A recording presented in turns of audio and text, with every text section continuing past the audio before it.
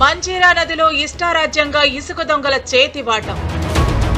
నదిని చెరబట్టి నదీ గర్భంలో 5 కిలోమీటర్ల రోడ్డు. పగటిపూట ఆన్లైన్ బుకింగ్స్. అర్ధరాత్రి లారీలు టిప్పర్లతో అనధికార ఇసుక తరలింపు. తెలంగాణ మహారాష్ట్ర సరిహద్దుల్లో అక్రమంగా తోడేస్తున్న మాఫియా. తెలంగాణలో ఎక్కడా లేని ఇసుక స్వేచ్ఛ ఇందూరులోనే ఎందుకు?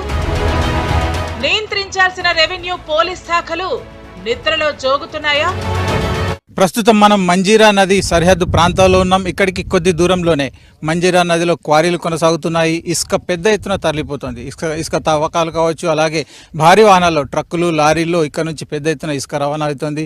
అయితే దీనికి సంబంధించి స్థానికులు ఏమనుకుంటున్నారో తెలుసుకునే ప్రయత్నం చేద్దాం. సార్ చెప్పండి, ఇప్పుడు ప్రస్తుతం మంజీరా నదిలో పెద్ద ఎత్తున ఇసుక క్వారీలు కొనసాగుతున్నాయి. ఇసుకను కూడా భారీ ఎత్తున తరలిస్తున్నారు. అయితే వీటికి సంబంధించి పరిమితులు ఉన్నాయా లేవా, లేదంటే వీటి వల్ల ఇక్కడ ఎలాంటి ఇబ్బందులు ఎదురవుతున్నాయి?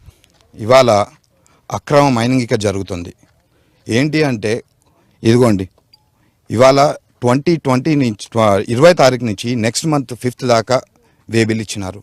ఇది వే బిల్లా లేకపోతే ఏంది? వే బిల్ అంటే ఒక్కసారి ఇస్తారు, 1 డే ఇస్తారు. లేకుంటే ఇది 20 నుంచి 5th దాకా ఇచ్చినారు. ఎట్లా ఇచ్చినారు అంటే ఎన్ని 0 ట్రిప్పులు వెళ్తాయి దీని మీద? అంటే ఒక్క టిప్పరు ఎన్నిసార్లు తిరుగుతుంది, ఎన్ని ట్రిప్పులు కొడుతుంది?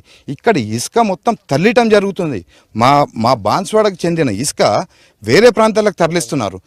పొతంగల్ నుంచి అక్రమంగా మైనింగ్, ఎక్కడ లేని పర్మిషన్లు మా పొతంగల్లోనే ఇస్తున్నారు. ఎందుకు ఇస్తున్నారు? మా మంజీరా నది పక్కనే ఇస్తున్నారు. ఇంకెక్కడ పర్మిషన్లు లేవు. తెలంగాణలో ఇంకెక్కడైనా పర్మిషన్లు ఉన్నాయా? ఓన్లీ మా ఇక్కడే పర్మిషన్లు ఉన్నాయి, మా పొతంగల్లోనే పర్మిషన్లు ఉన్నాయి. ఉక్కుపాదం మోపాలి. మామూళ్లకు మరిగిన స్థానిక అధికార యంత్రాంగంపై ఉన్నతాధికారులు చర్యలు తీసుకోవాలన్న డిమాండ్లు కూడా వినిపిస్తున్నాయి. ఓవైపు రాజకీయ అండదండలు, మరోవైపు అధికారుల అభయహస్తాలతో మంజీరా నది నిర్వీర్యంగా మారుతోంది.